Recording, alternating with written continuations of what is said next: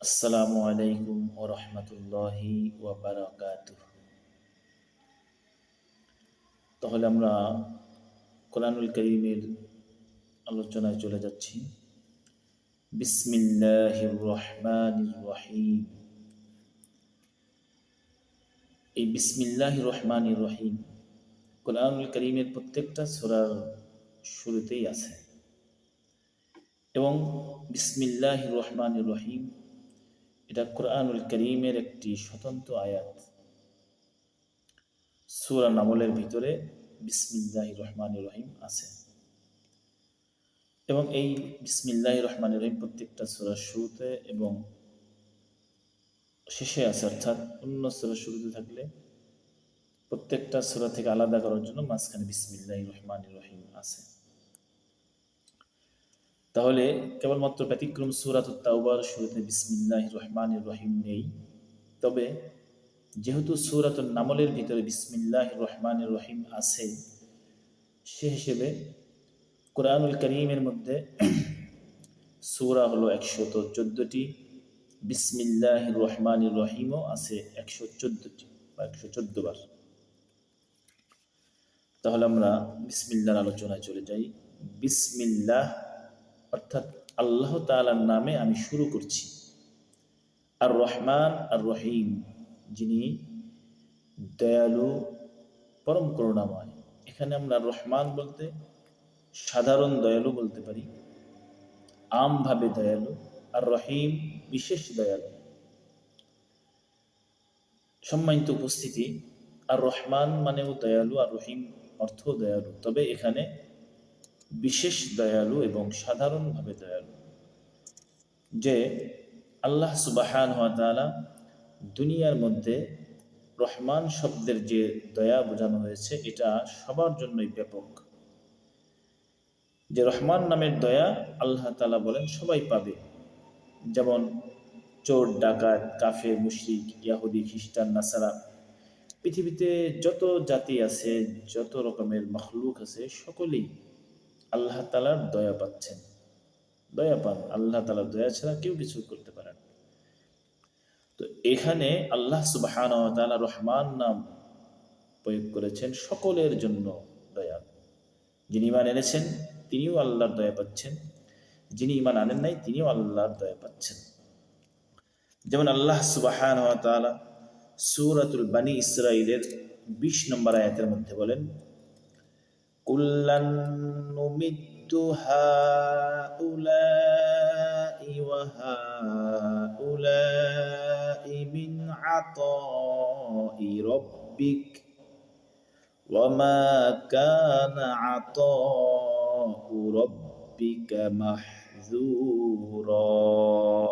আল্লাহ সুবহানাহু ওয়া তাআলা এই আয়াতের মধ্যে বলেন, কুল্লান নুমিদ্দু হাউলাই ওয়া হাউলাই মিন আতাই রাব্বিক। হে মুহাম্মদ সাল্লাল্লাহু আলাইহি সাল্লাম, আপনার প্রতিপালকের অনুদান থেকে এরাও পাবে ওরাও পাবে। অর্থাৎ কুল্লান নামিদ্দু, আমি দান করব, আমি দয়া করব আমার পক্ষ থেকে এদেরকেও তাদেরকেও।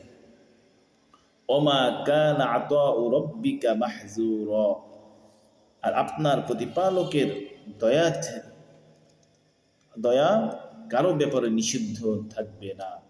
আপনার প্রতিপালকের দয়া সকলের জন্য খোলা।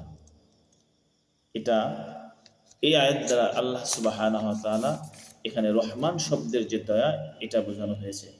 একেও পাবে, এরাও পাবে, ওরাও পাবে। এখানে উদ্দেশ্য হলো সিরাতুল মুস্তাকিমের উপরে যারা থাকবে দুনিয়াতে, তাদের উপর আল্লাহ তাআলা দয়া করবেন, মেহেরবানি করবেন, এবং যারা সিরাতুদ দাল্লিনের পর থাকবেন, পথভ্রষ্টতা, বেদিন, মুশরিক, তাদের উপর আল্লাহ তাআলা দয়া করবেন, মেহেরবানি করবেন।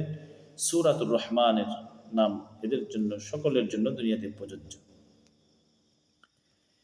এবং আল্লাহ সুবহানাহু ওয়া তাআলা অন্য জায়গার মধ্যে বলেন সূরাতুল বাকারার 124 নম্বর আয়াত, সূরাতুল বাকারা 124 নম্বর আয়াতের মধ্যে আল্লাহ তাআলা বলেন, وَإِذِ ابْتَلَى إِبْرَاهِيمَ رَبُّهُ بِكَلِمَاتٍ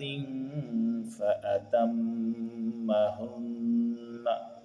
আল্লাহ তাআলা বলেন, وَإِذِ ابْتَلَى إِبْرَاهِيمَ, আর যখন পরীক্ষা করলেন ইব্রাহিম আলাইসাল্লামকে রব্বুহু, তার প্রতিপালক, বিকালিমাতিন, বিশেষ কিছু আদেশের মাধ্যমে, কতগুলো আদেশের মাধ্যমে, ফাআতাম্মাহুন্না, আর ইব্রাহিম আলাইহিসসালাম সেই আদেশগুলো পূর্ণ করলেন, অর্থাৎ সেই পরীক্ষায় পাশ করলেন। ক্বালা ইন্নী জাইলুকা লিন্নাসি ইমামা, আল্লাহ তাআলা বলেন আমি নির্ধারণ করে ফেললাম আপনাকে লিন্নাসি ইমামা, সমস্ত মানুষের জন্য ইমাম হিসাবে। যখন আল্লাহ সুবহানাহু ওয়া তাআলা কথা বললেন, তো ইব্রাহিম আলাইহিস সালাম তখন বললেন, ক্বালা ওয়া মিন যুররিয়্যাতি, হে আল্লাহ, আমার বংশধরের মধ্যেও আপনি মানব জাতির ইমাম তথা নেতা নির্বাচন করিয়েন। ক্বালা লা ইয়ানালু আহাদিজ যালিমিন, আল্লাহ তাআলা বললেন এই সিফতটা, এই যে ইমামতটা, লা ইয়ানালু আহাদিজ যালিমিন, জালেমরা কখনো পাবে না। যারা জুলুম করবে, জালেম হবে, তারা কখনো এটা পাবে না। সম্মানিত হাজিরিন, তাহলে এখানে ইব্রাহিম আলাইহিসসালাম এই শুভ সংবাদ শুনে যখন তাদের সন্তানদের মধ্যেও ইমাম নির্বাচন করুন আল্লাহকে বললেন, আল্লাহ তাআলা কি বললেন যে জালিমগণ এই পদ লাভ করতে পারবে না। অর্থাৎ আল্লাহর পদ, আল্লাহর রিসালাত, আল্লাহ সুবহানাহু ওয়া তাআলার মেহেরবানি, দয়া, এগুলো শুধু পয়গম্বরের ছেলে হলেই পাবে না, নবীদের বংশধর হলেই পাবে না, বরং তারা শিরক মুক্ত হতে হবে, তাহলে পাবে। এ ব্যাপারে আল্লাহ সুবহানাহু ওয়া তাআলা সূরাতুল বাকারার 126 নম্বর আয়াতের মধ্যে বলেন, সূরা বাকারার 126 নম্বর আয়াত, আল্লাহ তাআলা বলেন, وَإِذْ قَالَ إِبْرَاهِيمُ رَبِّ اجْعَلْ هَذَا بَلَدًا آمِنًا وَارْزُقْ أَهْلَهُ مِنَ الثَّمَرَاتِ مَنْ آمَنَ مِنْهُمْ بِاللَّهِ وَالْيَوْمِ الْآخِرِ। আল্লাহ সুবহানাহু ওয়া তাআলা বলেন, ওয়াইজ ক্বালা ইব্রাহিম, যখন আল্লাহ তাআলা ইব্রাহিম আলাইহিস সালাম যখন বললেন, ইব্রাহিম আলাইহিস সালাম, রব্বি জাআল, হে আমার প্রভু, হাযা বালাদান আমিনা, আপনি এই শহরকে নিরাপদ রাখুন, এই শহর দ্বারা মক্কা, ওয়ারযুক আহলাহু মিনাস সামারাত, এবং দান করুন, আহলাহু মিনাস সামারাত, ফল ফলাদি এই মক্কার অধিবাসীদেরকে দান করুন, মান আমানা মিনহুম বিল্লাহি ওয়াল ইয়াউমিল আখির, যারা নাকি আপনার, তাদের মধ্যে থেকে আপনার এবং আখিরাতের উপর ঈমান এনেছে। অর্থাৎ শুধু ঈমানদার যারা, তাদেরকে আপনি এরকম ফল ফলাদি রিজিক দান করুন। ইব্রাহিম আলাইহিস সালাম এই কথা বললেন কাকে? আল্লাহকে।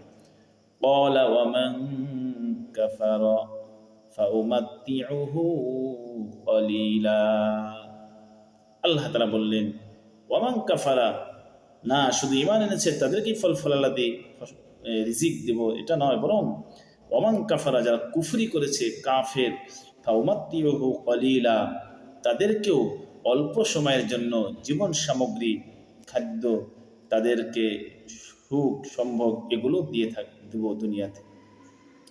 সুম্মা আদতারহু ইলা আযাবিন নার, আল্লাহ তাআলা বলেন, অতঃপর আদতারহু, তাদেরকে অস্থির করে তুলব যন্ত্রণাদায়ক শাস্তি দিয়ে, ইলা আযাবিন নার, আগুনের শাস্তির মাধ্যমে তাদেরকে অস্থির করে তুলব।